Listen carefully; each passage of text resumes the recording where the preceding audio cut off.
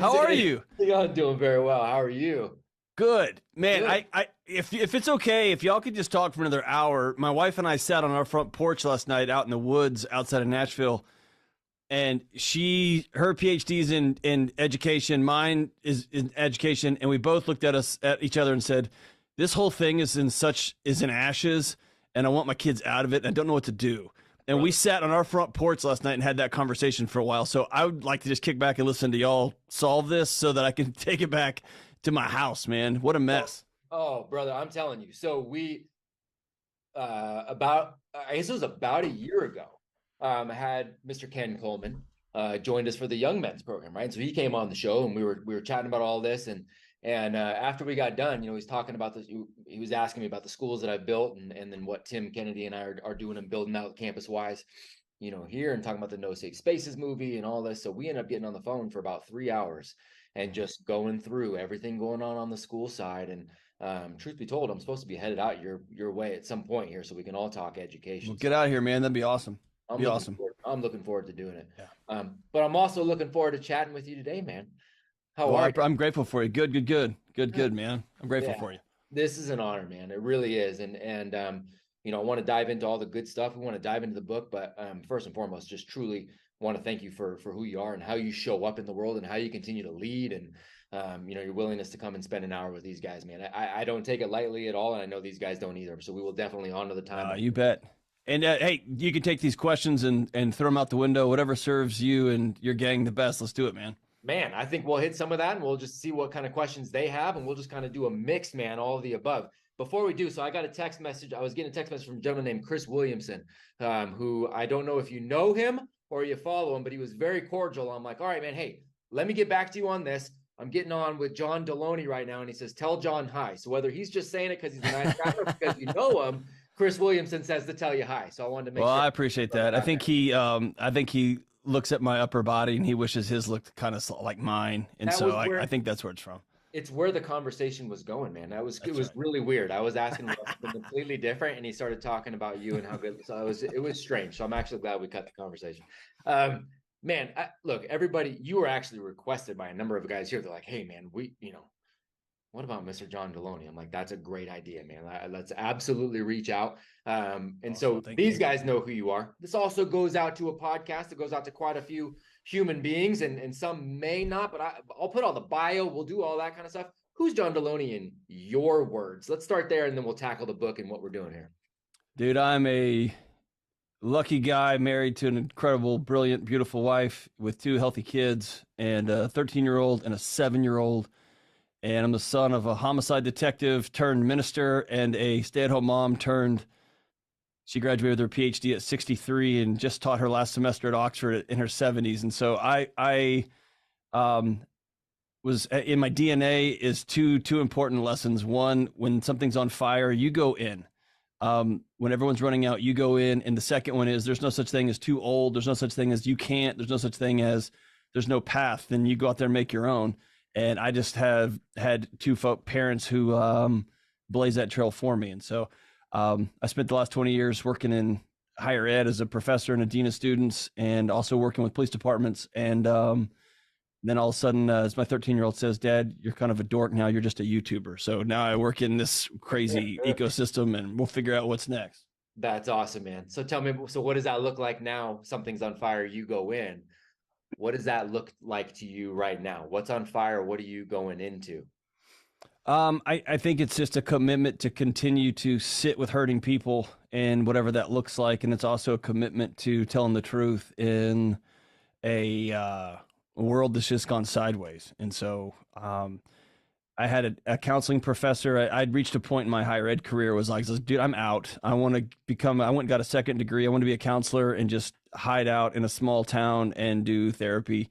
And I will never forget it. She's a small woman from Chicago, a powerful, strong woman. And she came and put her finger in my chest. She walked around her desk and she said, you don't get to do that. She said, they won't listen to me. They'll listen to you. And that stuck with me. And so it's just been about finding where can I pull a seat up to the table and said, hey, what if we looked at this thing a little bit differently? I love that, man. I love that. Okay, so I'm gonna go. truth be told, gentlemen, this is one of the first mentors we've ever had where actually there was a preset set of questions. It's like, hey, maybe tackle some of these questions. And that's happened before every once in a while. I look at them and I'm like, no, I think these are some great questions, man, that'll segue it'll give us some phenomenal conversation. And then these gentlemen that are here in the latter half of the hour will ask a lot better questions than I will. But I do want to talk about the book, and partially because I'm grateful for it. I got to read it. You were gracious enough to send it, and I appreciate that very much. And it was extraordinarily well done. And I'm talking about building a non-anxious life. So I would like to hear the genesis of that. I mean, you're talking about all these amazing things. If there's something's on fire, you go in. You're not going to find a path. You're going to go forge a path. But as you and I both know, forging the path is easier said than done. And there's a whole lot that comes at you during that. So why? Yeah. I'm glad you said that. Forging a path sounds so good on Instagram, but forging a path comes with a lot of cuts and bruises and burns, and it sounds good on paper, man, but it sucks when you're living it. I'll try to do it as quick as I can, but I grew up with a guy, my dad, who gave his whole life to his community, both first as a detective and as a police officer and as a SWAT guy, and then as a minister. And I have these very, very vivid memories of him going to a grocery store with this new little contraption called a debit card with no money in the account, hoping that it got accepted and he could pay the penalty later because he had 3 kids that needed groceries. And I learned at a young age that our communities do not value those who serve. And I was committed to not ever having that happen to me. And so I chased money and I chased titles. And so I got 1 master's degree and then a PhD and then another PhD. I was chasing any sort of external validation. And all anxiety is, bro, it's an alarm system. It's all it is, man. And it's an alarm telling you that you're not safe anymore for a couple of other reasons. But eventually, if you don't listen to that alarm, your body says, I'm out. We can't, it's like getting, it's like when you get puncher's chin, right? Eventually your body goes, hey, we remember this. We're going to shut this thing down right early. Right. And so, I remember coming out the back end, my wife and I took a $70,000 household income pay cut, and which for 2 poor kids was $1 million. And I quit my fancy job at the fancy university and went to another smaller university. And I had to look in the mirror and ask myself, dude, if this happens to me, this can happen to anybody. And then I started digging in and realized, oh, it is happening to everybody. And then I was spending times with my students that were coming back from deployment after deployment, and started spending time with those communities and started spending time with the police communities like I'd grown up with. And then I was the dean of students at a law school, and I started studying lawyers and doctors' mental health. And I realized, holy smokes, dude, we're in a mess because nobody's okay. And ultimately that led to this genesis of this scary but true facts. More people right now than ever before in human history are under the care of a licensed mental health professional. And more people than ever before in human history are taking medications for some sort of quote unquote mental health disorder. And more people than ever before in human history are at our fingertips when it comes to communication. We can communicate to more people than ever before in human history. And the trend line for depression and anxiety is a rocket ship, a directly vertical rocket ship. And so as a mental health guy, I had to step back and say, hey, what we're doing is not working. It's not working. Flexing isn't working. Screaming and yelling isn't working. Saying stupid stuff like my truth and how I feel, that's not working. Like, what is happening? And really, this book is it's getting out of the matrix, man, and saying, what if I created a life that my body didn't have to sound the alarms all the damn day?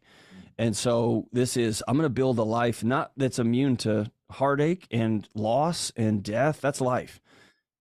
But what if I could experience the loss of a loved one and just have the privilege of being heartbroken, and I also have to worry about my bills, and I'd also have to worry about this? And what if I could go to work and work really, really hard and be exhausted and be frustrated and be angry and then go back and fight again the next day?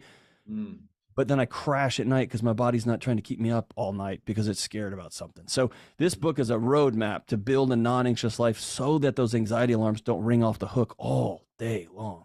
So good, man. I love it. And I love that you use that and you do that exactly in the book. And I love that you use that framework too, because we talk about this whole 12-month journey these guys are on as a roadmap. And it's the same thing. It's not, look, this is the roadmap to all, the keys of the universe. It's a great roadmap to highlight various things that we can continue to dive deeper on. So when you say, look, man, I'm seeing this and nobody's okay. What's the most, what are the common threads that you're seeing? Because we can't, that's a hard thing to generalize and just go, why is everybody not okay? I agree. There's a lot of people not okay. What are the most common threads that you're seeing as to why people are so anxious? I think the two that jump out, number one, we've created the loneliest generation in human history, period. And we text like crazy and we email like crazy, and our bodies are screaming at us that it's desperately alone. And if you just go back 10,000 years, man, if you woke up on the plains in Nebraska and your tribe had left you, you're probably going to die. It's wired into you. And you can look at all the neuroscience. There's people who wake up early. There's people who stay up late. Our bodies are designed. Hey, you got the night shift. I got day shift. You get the food. I'll watch the kids. That's the way we're wired, man. And we decided, we got real arrogant because we figured out food. We figured out these little magic wands. We can push a button and food just shows up at our front door. And we figured out water. In Texas, it's getting dicey, but we figured out water, right? And so we've gotten real arrogant that we don't need anybody. And when you get lonely, your brain starts a cascade of attention getting signals, most of which is blame, connection with who you hate, not like, hey, who's our common enemy, not what is our common mission, which are two different paths, right? And it's, I mean, you just look around. The second thing is we are not designed to absorb every tragedy in every square inch of planet Earth. We can't do that. It overwhelms our system. We're designed to deal with our tribe. And so we have created a world that our bodies can't exist in, man. And I know it sounds so dramatic, but we're not designed to have a media ecosystem that says, hey, you will cover a murder today on tonight's show. And if you look at some of the you will have a cop shooting on that show, period. Yep. Well, you can be in Houston and it's running one from Milwaukee and then running one from Seattle, and my body's not designed to deal with that, right? And that paints a picture that's not a true picture of what's going on in the world. And so I think there's an overwhelming system that is usually balanced out by tribe and by people, and we don't have that. And then we are left to our own devices, man. And those guys in Silicon Valley, they're smarter than us, and they partnered with the right people, and they are better at our own brains than we are now. And so you have to opt out. Those are the two things. An overwhelmed group of folks that have no tribe to lean on has created a isolated vacuum of you versus the world. And you find a group of people you all hate together and you march off. And that's the world we got. It is the world. It's so well said, man. You say it sounds dramatic, but the reality is it's extraordinarily logical. It's the reality of it is we are doing so many things that are against those factory settings. Yeah, I love that. That's a good, I'm going to steal that. Please do, because that's what one of the things I've been working on with these guys, and as we're building out these schools and all this too, it's like, man, for our young people, and we help a lot of families through home education and things as well. And it's like, I'm encouraging these parents to just do everything you can. It's an environment game because you want to preserve the factory settings because they have a God-given gift and they're brilliant, right? They're genius humans and they have so much potential and they're so excited and they're curious and they're joyful. And we want to preserve factory settings, right? We want to preserve what just came out of the box. And then with our older population, and older meaning like people that have experienced all the garbage that you just laid out, it's like, no, we've added all kinds of apps and we went to the wrong sites and we did all, and so it's slowing this thing down and it's messing it up. So a lot of times it's addition by subtraction, right? We got to yank this stuff back to get back to the factory settings.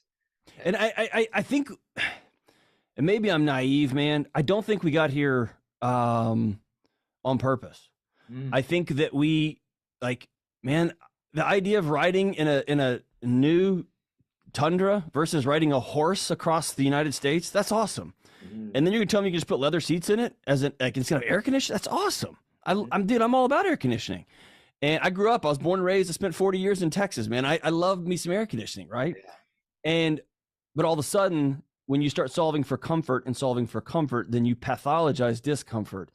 And then feeling uncomfortable becomes the enemy, whether it's in thought, whether it's in ideas, whether it's in actual movement of your body. It's something to be avoided. It's a pathology. And then you have your major institutions writing narratives that say any sort of discomfort is their fault and it's because of this. And we got to root them out so you're not uncomfortable.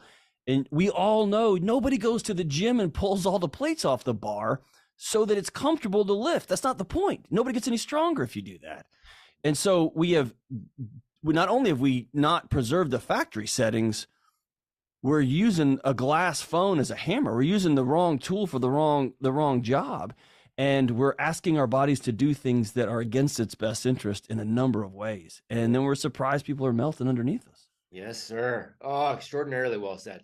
One of the things that I love that you do extraordinarily well in the book, and a lot of this again maps out to how we've attempted to set out this roadmap for the 12 months, but you map out these 6 daily choices, right? We talk about the daily habits. We have monthly projects, monthly challenges that are built to highlight, all of these components of life and all the things that we think are important. And so it gives us kind of this snapshot of like, okay, I'm doing this well. I didn't know this game even existed. I need to do better here. I'm actually doing really well here. And it allows us to kind of highlight, but we really focus on these daily habits to move the needle forward, right? You map out these 6 daily choices. And if you don't mind, for guys that haven't gotten to read it yet, do you mind going through kind of those 6 daily choices a little bit? Yeah, you bet. And I think it's important on the front end. Some of the pushback I've gotten initially from the book is, hey, that's too much. That's too much to work through. And that's too often. I mean, you can't work on something every day. And so just out of the gate, man, we all know that you can't brush your teeth so good on Monday that you don't have to do it again until Thursday. We've all just made the agreement, personally, I'm going to brush my teeth twice a day. Mm-hmm. For my long-term health and because I want my wife to kiss me, right? So I'm gonna do it all. So this is just that. This is just a series of choices that if you make them over time, like anything, becomes easier and easier and easier. The first choice is on a daily basis, you have to choose reality. And we have a culture of distraction. That's what we do. We have an economy of distraction. They call it the attention economy, but it's actually the distraction economy. Look over here, buy this thing you can't afford. Go to this thing you can't afford. Go do this thing. This is where you need to spend your time. And so we have to swim upstream and choose reality, because here's the deal. Your body is solving for reality whether you are or not. What does that mean? Your body knows if your marriage is falling apart underneath you, even if you have all the pornography in the world to keep you sexually satisfied in the moment. Your body knows that your kids walk in that front door and head straight to the room and slam the door, and they don't like you and don't want to be around you. Your body knows that. Your head can say, oh, that's just teens. Your body knows there's a disconnect there. Your body knows that you're 100 pounds overweight or that you haven't lifted weights or you're about to get fired. And so there's something about the human body is designed that when it recognizes you're in the backseat of your own life, it will sound the alarms. Alarms can be depression. Alarms can be anxiety. When you are in the driver's seat, even if your life is a mess, the alarms stop, because it knows you're driving again. Cool. I'm glad you're back to driving. That's fantastic. So we got to choose reality. It's like starting a marathon without knowing when the starting line is, right? You got to know where the starting line is. The second one, as we talked about earlier, you have to choose connection. You can't do life by yourself. And I especially when I talk to men and my veteran buddies, it's this simple. They gave my granddad, who was a World War II vet, they gave him cigarettes when he was a kid in the early 20th century. Because it calmed kids down. They would say, give that boy a smoke. And they'd take it out behind the whatever, And then they realized, oh, this is going to kill everybody. And we all remember our grandparents having to stop smoking when they're in their 30s and 40s and 50s. It's that simple when it comes to loneliness. Loneliness will kill you. It will kill you. And more insidiously, it will take down your kids and your wife and your families too, because they see you present. They see your body there, but you're not there. And so loneliness will take down everybody. And what does that mean for the guy who was on 2 deployments, who now lives in a suburb of North St. Louis? That neighbor of yours dragging his garbage can down the side, you'll never be able to duplicate 150 guys willing to take a bullet for you. You won't. But that doesn't mean you don't start. That doesn't mean you don't lean in, and that it's awkward and it's vulnerable and it's weird. Or that cop who is running the beat in his neighborhood, and his neighbors have no idea what's happening in their communities after hours, and you do, you still have to reach out and find friends. You do. Otherwise, you are choosing to die young. You're choosing to be miserable with your wife and kids. And that's a full stop statement. And I wish it was different. It's just not. The next one is choosing freedom. And that's not the Tim Kennedy, American flag underwear and like, pew, pew, pew. That's not what I mean.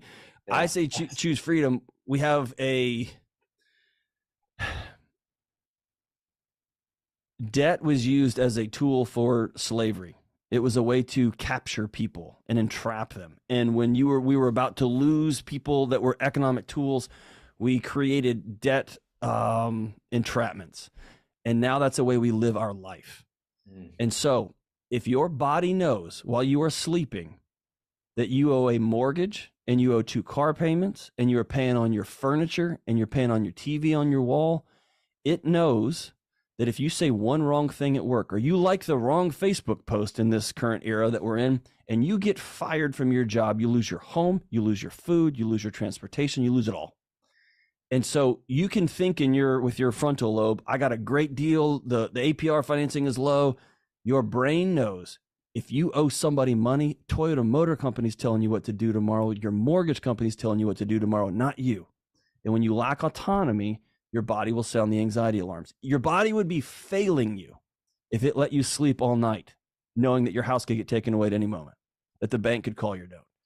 And so when I started looking into freedom and the toll it takes psychologically, now we're in a culture where 9-year-old soccer coaches on travel teams are telling us, my family, what we're going to do for the next 14 years worth of weekends, and I'm going to spend $5,000. That's insane. Or we live lives that are so cluttered. We have so much crap in our houses. If you just go Google storage spaces. We have more stuff than the factory settings, to quote you.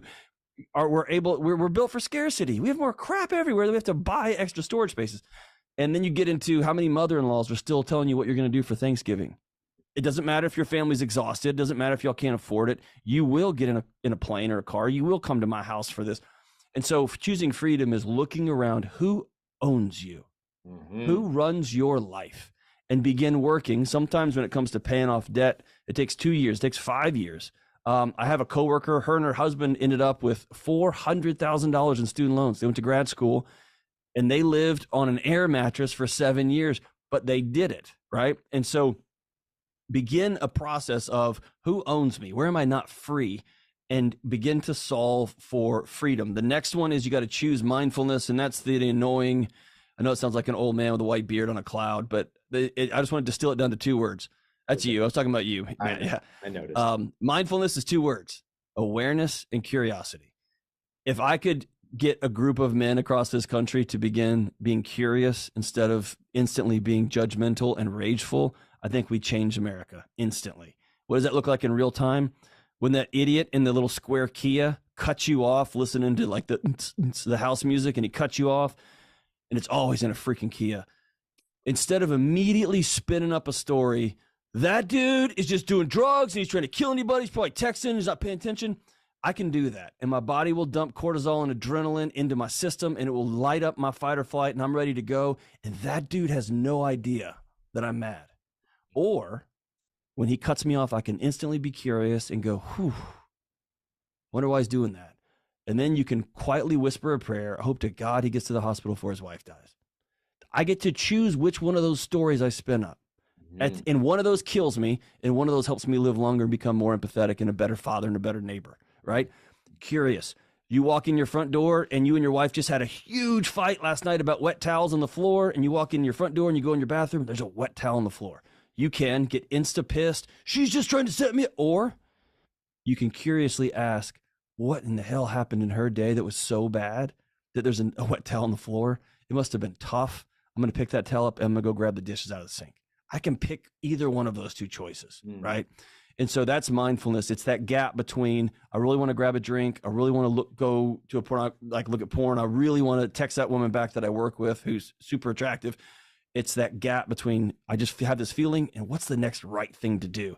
Then the next choice is health and healing, man. And if you were waking up and starting today with 4 Monster energy drinks and then moving on and you're snorting pre-workout off your counter, and then like you're setting your body up to be so amped in a way that it can't possibly respond positively or with intention to the normal stresses of life. If you have childhood abuse and trauma and you have not dealt with that, your body will continue to solve for that sexual abuse, that physical abuse, until you sit down with a licensed counselor and work through your crap. If you saw some stuff overseas and you haven't dealt with it, it will continue to deal with you. And so you got to choose health and healing. And that's its own book on its own, really. And the final one is the most controversial one, I think. We have created a culture, like I said earlier, about that we're arrogant. And this is the first culture in human history. Jordan Peterson's talked about this. Esther Perel's talked about this. Two brilliant mental health professionals on both sides of the aisle have both written eloquently on, this is the first generation in human history, first culture that has no God, that has no belief that we are the center of our own universe. And when you're the center of your universe, you worship you. And when you worship you, you start worshiping how you feel. Right. And then when you start worshiping how you feel, you start saying insane things like my truth and how I feel. The world needs to bend to how I feel. And I'm convinced that our brains are designed to take a knee to something bigger than us. We are in service to something bigger. I'm not going to prescribe the deity that for you. My family and I were Christians and we believe in God, and that's the path we follow. But you have to take a knee and say, I'm a part of something bigger. The world does not revolve around me. I even have lovely, wonderful atheist friends who believe in the birth and life and death and the arc of nature, the cyclical nature. Great. You have to believe in something. And so if you don't choose belief on a daily basis, then your body understands it's just us holding up the universe, and it will bang its head against the wall trying to get your attention that you're not okay. And so that's the 6 daily choices, man. That's just the loop. And you track it and track it and track it. For most of us, a couple of those are simple. You tell me to go work out, I can work out all day long. That's my favorite thing to do. You tell me to sit down and have a belief practice, that's tough for me, man. Like, that's tough. And you tell my wife, hey, you have to go lift weights. She's like, I don't like that. If I tell her, hey, I need you to work on health and healing, great, that's easy. So some of these are easy, some of these are hard. The math is the math. You got to do these things. And over time, your body will quit sounding those anxiety alarms and trying to get your attention. And the pushback that you get, is it universally one thing or not? And gentlemen, I do see your hands, and I am going to call on you because that is my job. Even if Guillermo does drive a Kia, I know he's in Texas now, but I heard about you in East LA driving that Kia. We will still call on you, sir. So don't worry about that. But is that like the majority of the pushback? Is it in one choice? Is it the belief, like the biggest pushback, or is it really just kind of all over the board based on the one that they want to do the least in your experience? The two biggest pushbacks, one is interestingly from the faith community. It's not what I want belief to be.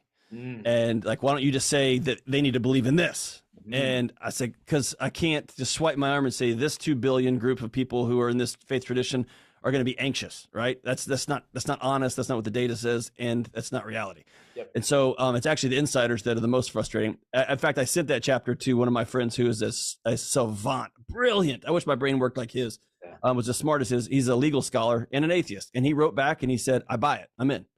And so he didn't suddenly go to Sunday school, but he bought the argument, I need to find something bigger than me to believe in, right? That's not the scientific method. The second pushback I get is, man, and our narrative is you have anxiety as though it's COVID, as though it's a disease, as though you're broken and it's your destiny.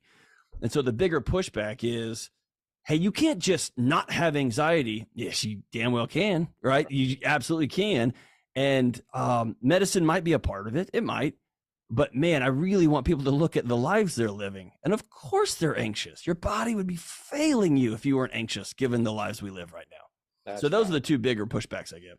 Well freaking said. So good. All right, Guillermo, you're up, brother. Dude, Kia, for reals? I don't know how you guys roll down there. Maybe it's different. I'm just saying you matched your hat and your shirt. That's all I'm saying. That's all I'm saying. Prius, dude. I'm not rocking with anyone. Hey, I'll rock a Prius, but I won't rock that baby blue hat you got there. You go. That's awesome. All right.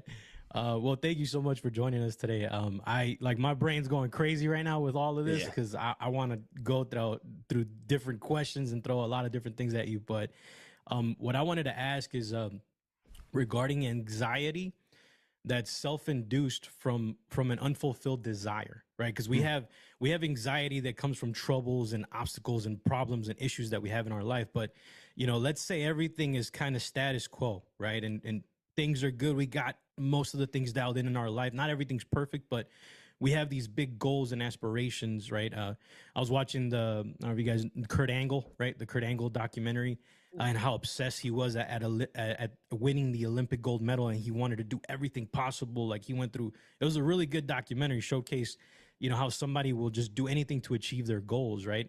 But there's a certain level of anxiety that comes from that when that goal has not been reached yet. And I was just kind of wondering how do you temper that, right? Like if you want this goal so bad and you're obsessed with it and you want to reach it, but every day that you're not there, you kind of give yourself anxiety because you're not there. And I'm wondering, is that a healthy anxiety? Is that, you know what I mean? Like, I don't know if that makes sense. No, it's a great question, man. Yeah. You're probably not gonna like my answer. Is that cool? Yeah. For sure. I'll just give it to you straight, and everybody feel free to disagree with me. Yeah. I think there's a couple of things. Number one, we love that story, and that story comes at a cost. Mm. And I think it was Cam that wrote about it in a way that I remember reading his last book, and I sat back and I said, there it is. That's the most honest statement of a very honest man. This is the most honest statement I've read, which is, I think I chose a life that ends soon. And so it is really cool to see that dude's accomplishments and see that guy runs a marathon every day or whatever. That's amazing. And it ends abruptly and quick. And so I think, number one, there's a cost to it. And it might be your body telling you, hey, what are we doing? We're losing our families. We're losing our spouses. We're losing our community. And there are minds that will say, that's why we have referees in MMA matches, someone to say, hey, you've had enough, because there are minds that will just keep going and keep going and keep going for this one goal. So that's number one. I always want to remember, anxiety is just your body telling you that you're not all right. That's it. That's all it is. It's not a dysfunction. It's not you're broken. It's just telling you, hey, we're not okay.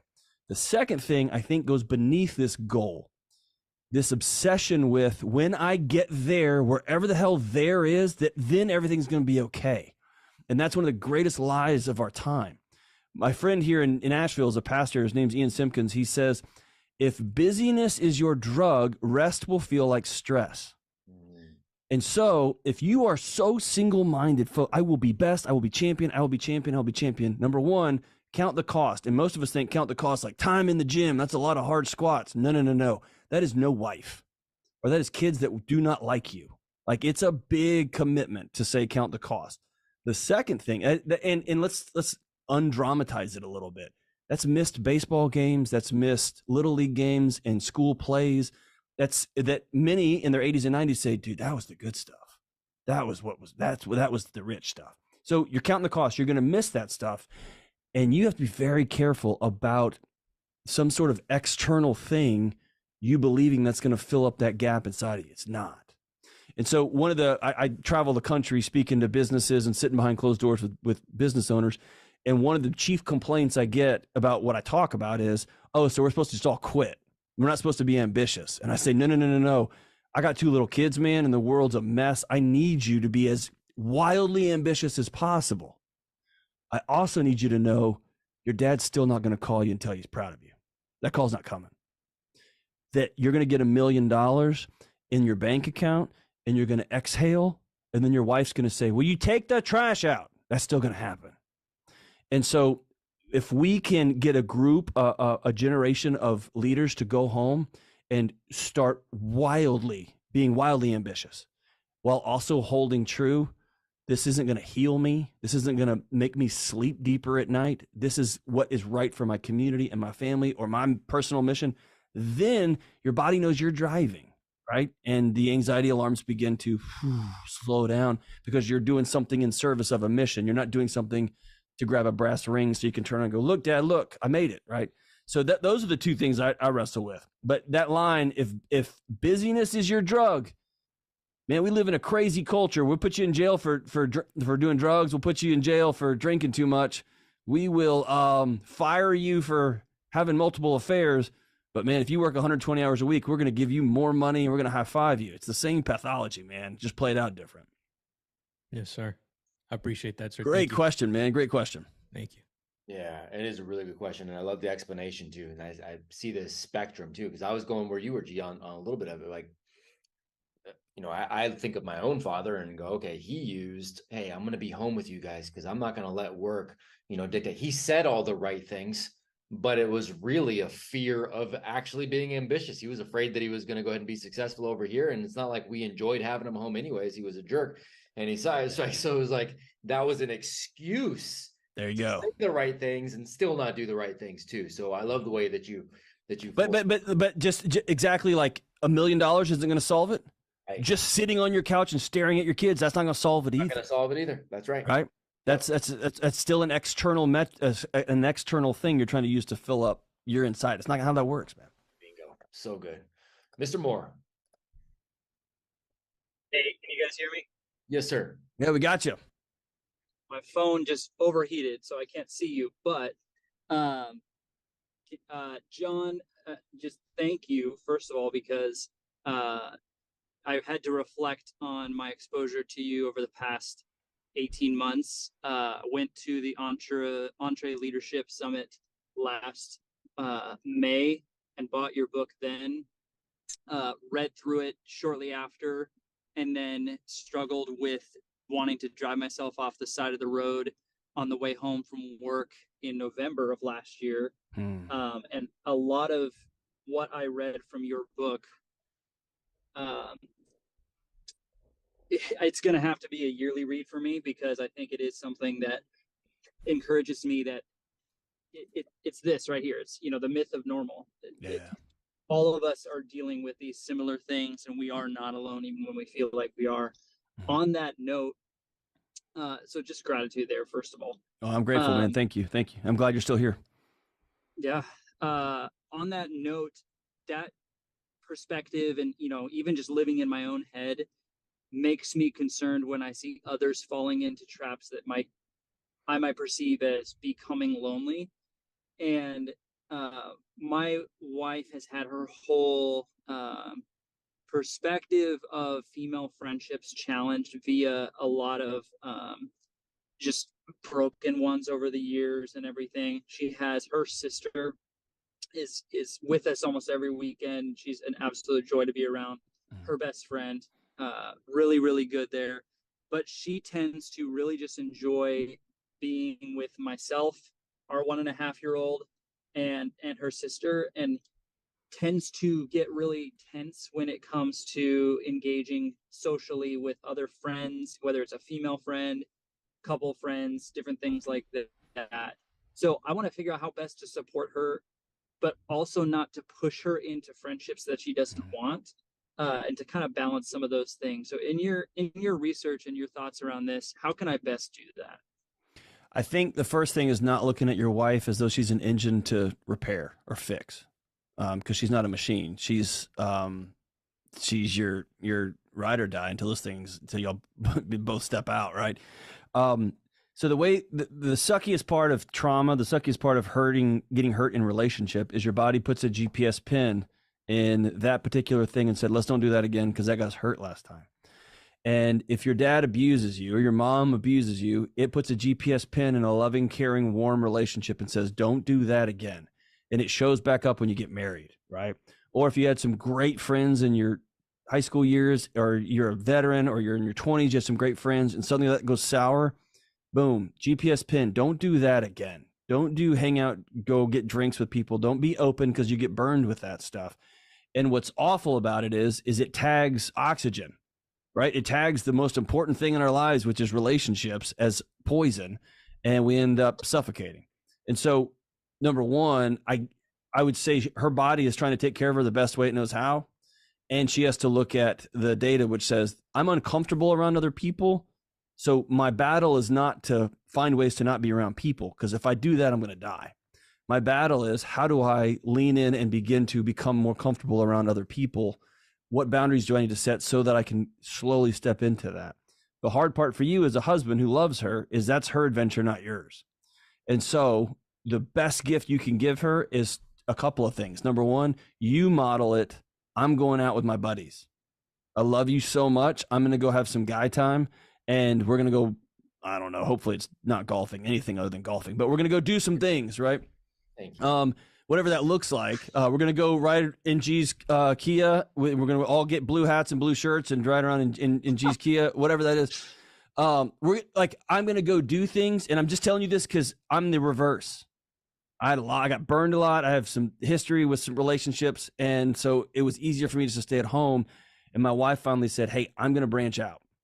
And slowly but surely, hey, can my friend bring her husband over? Yeah, that's fine. And now that guy's one of my best friends, right? And in fact, they're the couple that's going to keep our kids if me and my wife die.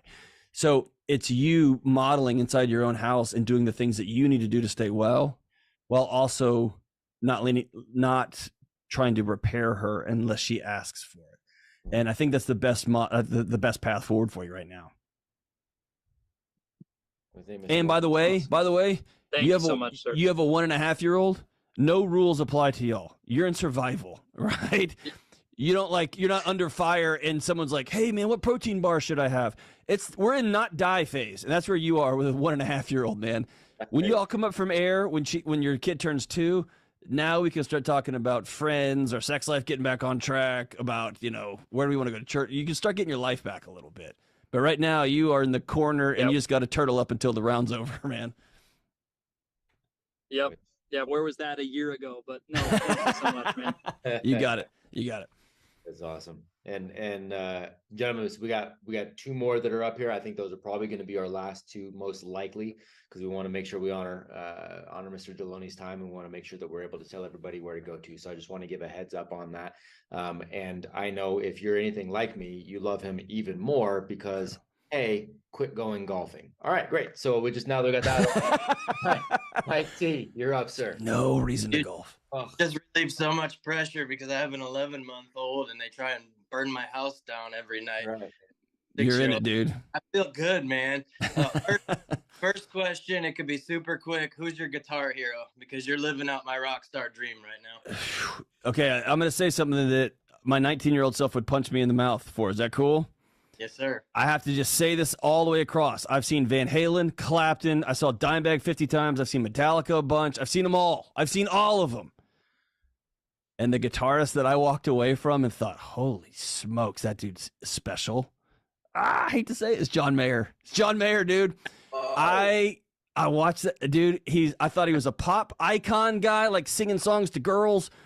And that guy plays guitar like I've not seen somebody. And even more impressive, it's nowhere on his records.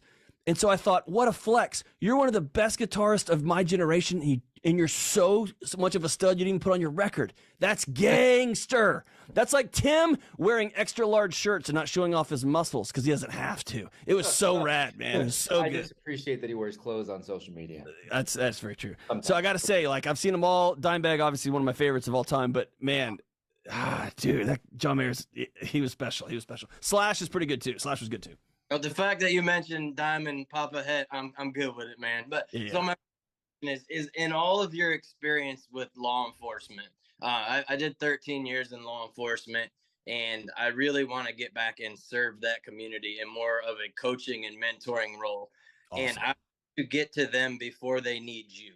Yeah. And I think that starts at the recruit level. I think that starts with the young kids. And then, it doesn't mean that these old salty veterans are gone, but they're stubborn, hard people to change, right? Oh, yeah, big time.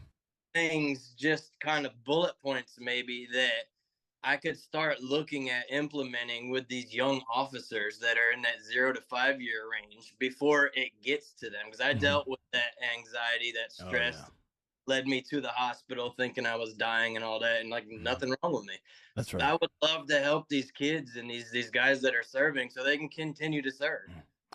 The single greatest program I've ever seen was by my mentor, and he's out in Lubbock, Texas. His name is Dr. Andy Young, and basically what he has done as a civilian mental health guy over the last 20 years, it's something, it's staggering.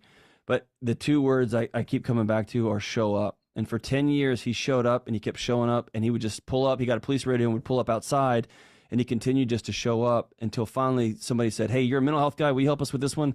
And now he runs a team of about 30 or 40. And I was on that team that we show up and do death notifications and sit so that the officers can do their job and move on. And we would sit with the families.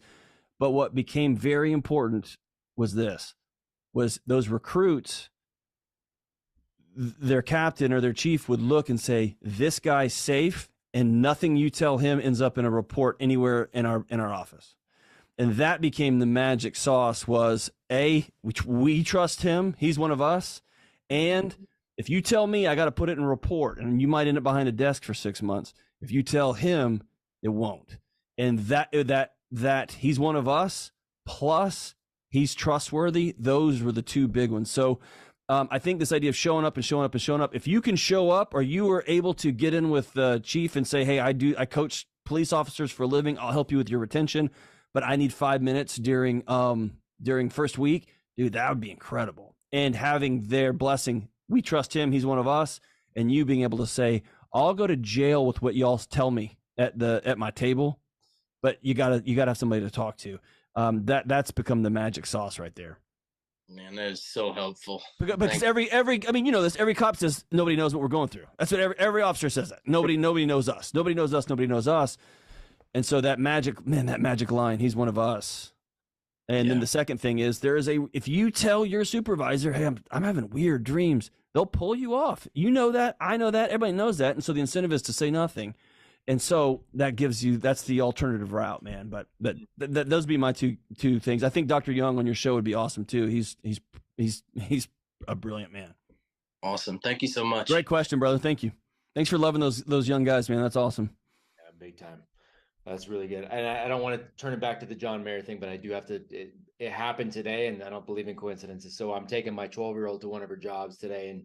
And as we're driving, John Mayer, there's a John Mayer song on, and she says, Dad, do you realize John Mayer is your favorite singer? And I said, what are you talking about? She goes, he's your favorite. She goes, I think it's played like 3 or 4 John Mayer songs. She goes, isn't this just on your phone? I'm like, yeah, it's like a shuffle setting on my phone.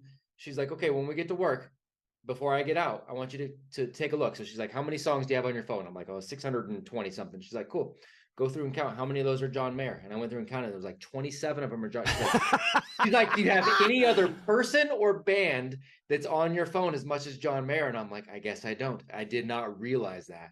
But she called me out on it like 3 hours ago. Dude, he's just straight good, man. I wish he wasn't. He's just straight good. Yeah, it's just all jealousy. No good vibes. It is all jealousy. Yeah, that's so funny. Mr. Rendon, go ahead, sir. All right. So thank you for being here with us, sir. My question is in line on what Michael Moore was asking, and we were actually having a good conversation with our Legion, like our group, this morning about the conversations with our wives, right? And so we're doing all this process. I got your 6 daily choices, right? And we understand, hey, you need to choose reality, choose connection, freedom.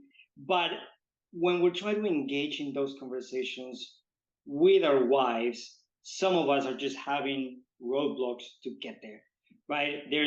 And my wife tends to suffer a lot on anxiety, right? And sometimes feeling depressed. And it's like, oh yeah, but it's like, how's your nutrition? How's your sleep? How's your exercise, right? Basic stuff. Never ask that question. Oh, you're anxious? What'd you eat today? Oh, yeah, don't do that. Yeah, so it's what would be the right approach, right? Over the years, I can say I've been making some progress, but it hurts us not to be able to help them to go faster. So we try to different approaches, and we kind of run some ideas, but I would love to hear if you have any suggestions on how to approach that and get with maybe like a different perspective, like you're bringing with them and to resonate with them. That's a brilliant question. I've never experienced it personally or seen it work anywhere. When somebody's wife is struggling and you pull out a checklist and say, well, let's go down the list. What did you eat today? Did you do squats today? Have you counted to 14? That's a recipe. That's why they have such a robust murder podcast series going right there. So 2 things have transformed my life. Okay. And here's what they are. Number 1 is the question, how can I love you today? Not in the future, not today, right now. What does today look like for us? That question, how can I love you today, gives my wife a security that her body goes, whew, he's with me, not against me. He's not lecturing me. He's not trying to teach me or coach me. Actually, my wife is smarter than me. She was Dr. Deloney before I was. She's brilliant. She doesn't need my quote unquote advice. What she needs is me. And I want to say this as boldly as I can. Most men are so insecure with who they see in the mirror, they can't possibly imagine that somebody just wants them. We only believe we have value if we have utility. And we only believe we have utility if we can crank off the 10 steps to the next damn thing, whatever that is. Our wives mostly want us.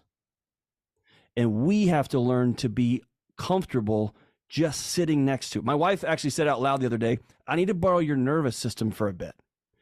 And so we put on a crappy show and she curled up next to me like a puppy would. And then half hour later, she goes, I'm good. Because I was super peaceful out. But her saying that was the best way. So just think about that. How can I love you today? It might be as simple as pick up the towels. It might be as simple as if you could pick up the kids from school. That suddenly dominoes my whole day so that I could fill in the blank, like whatever. The second thing is we think in pictures and we speak in words. And I got this from the great William Glasser, a psychiatrist that swore off psychiatry years ago. We think in pictures and we speak in words. Here's the quick and dirty on that. My wife comes to me on Monday morning and she looks at me all seductively and she says, Friday night, we're going to have the hottest date of your life. Be ready. And she walks away. I immediately start wondering like where we're going. By Tuesday, I'm like, what am I going to wear? And by Wednesday, I'm like, what is she going to wear? And for how long? And Thursday, I'm like, how are we going to land a helicopter here to take us to that rendezvous over in France? Like, this could be amazing. And Friday, I get home from work. I actually shower again on the same day. And I put on a suit. And she comes out in running shorts and a t-shirt. And I'm like, what are you doing? And she says, what are you doing? And I said, you said we're going to have a hot date. And she goes, yes. We're in Texas, burrito barn, 7 tacos for $1. What's the matter with you? And here's the thing. I'm pissed. She's pissed. And I love tacos. And I love Mexican food in Texas. And she loves romantic rendezvous. We both use the word date, but we had different pictures. And so the sentence that changed I would say saved my marriage, because it got dicey there for a while, was what does today look like for you? What is your picture of, we're going to your mother-in-law's house. What does your picture of that look like? Because I'm picturing dropping y'all off and going fishing. And she's like, I'm picturing you sitting on the couch and staring off into space and watching a football game you don't care about. What is the picture of this date? What is the picture of dropping our kids off on the first day of school? And once you align that picture, dude, everything falls into place. Or at least it gives you something truly to discuss instead of you get back in the car after the weekend at her parents' house and she's frustrated and you feel it and you're frustrated that she's frustrated and you didn't tell me you didn't want to go fishing. Well, I thought you were just going to sit on the couch. Man, what's your picture of going to your parents' house? And I'm going to be in service to that picture the best I can. And so we quit using words as much as what's your picture for this and how can I love you today? And what I'll tell you is over time, how can I love you? How can I love you? Your wife will begin to feel safe enough to say, hey, you work out all the time. I don't want your Lane Norton workout program, but can you help me with a few things? And now you're in business. See what I'm saying? And that's a totally different proposition than here's your workout program. I can't believe you're not doing this. I'm going to check in with you tomorrow at 6:45 a.m. Let's do it. Snap into a Slim Jim. That's not for marriage making material. And by the way, I think in our current world, it's really good to have systems that are very, very, very fast, running out ahead to solve problems. And I think it's very good. Churches, education in some places, although I started this whole podcast by saying education's falling apart. I think it's important for systems that move slow, that don't just jump on every whim and chase every dragon, that is more slow moving, that has wisdom and it has patience and has pace. And so if you find yourself, I just want my wife to go faster, maybe she is exactly what your household needs to balance out your, let's do this, let's do this, let's do this. And her saying, hey, let's be present. Let's actually rest too. And let's be in love and let's be present. Both of those paths are important. That's good. Hope that helps, man. Hope that helps. Appreciate that insight. Yeah, it's bringing a little bit of a patient and focus on the how can I love it today. until eventually that happens, right? Sometimes we tend to just get frustrated and just wanted to go ahead and do it. Yeah. Appreciate that. Just remember, your wife's smart, and she married you because she loves you, and not because you're going to give her a checklist. She can get those on Google. Thank you. Great question, man. And in hundreds and hundreds of these with some of the best humans on the planet, I can genuinely tell you this is one of my favorite conversations of all time. Dude, you're awesome, man. Truly, man. Truly. Thank you. So much great stuff. The book is phenomenal, but it's because it's written by a phenomenal human, man. So I just, again, starting it the same way, or ending it, I guess, the same way we started it, of just, the way you show up in the world, man, it means a lot. And I'm extraordinarily grateful. I want to make sure we do the 3 F's of where can people find the book, where can people follow you, and how can we freaking support you as an organization. I just made that up. That was completely made up on the fly. But how do we support you as an organization too? So those 3 things. Yeah, that's awesome. And you can find me. You can find the book at johndeloney.com. It releases on October 3rd. So it's in pre-sale till then. If you buy it early, I've got some bribes in there, so you'll pre-sale it because that helps everybody. But after that, October 3rd, it'll be available in all the stores and everywhere. You can follow me at John Deloney on social media. I'd rather you go play with your kids, go outside and shoot a bow and arrow, or do anything but golf. But other than that, if you have to be on, you can follow me at John Deloney. And man, here's what would be awesome. Are you in Austin there? I'm in Austin all the time, but I live in actually near Asheville, so I'm not that far from you. I think the time is now for a group of people who care about our kids and care about our country and care about broader conversations. That I think there's a bunch of people who are very brilliant who want to just go make new schools and don't understand educational psychology or policy or anything like that, like how this stuff actually works. And so what would be a gift to me is when I'm in Austin next, or my doctor's in Nashville, to come out and just sit and spend some hours, or you come to Nashville, you and some gang, bring some of your guys with you, and to sit down around the table and not only have some conversation, but to begin to roadmap some things. I can't think of a better opportunity to help at a ground level our kids begin to see the world as it truly is, instead of this madness. So Brother, that'd be an honor, man. Honor would be my own, right there with you. Yeah, we've got hundreds of applications that Timmy and I are going through right now of amazing men and women that want to launch these schools, and we've got a targeted effort of at least 100 that we are launching in the fall of 2024. Gosh, so good right now, man. So good. Yeah. So no, the honor would be my own, brother. Thank you for that. Thank you for this. You're a saint, good man. Thank you for your you and your gang guys asked great questions. Except for G, you'll get there. Just keep practicing your questions and your coordinated outfits. Looks good. You look good. You look good. It's special outreach. That's right. Hey, blessings, guys. I'm grateful for you. If I can ever be of service, DM me, and I got you, man. I'm grateful for you. I got you, brother. Thank you.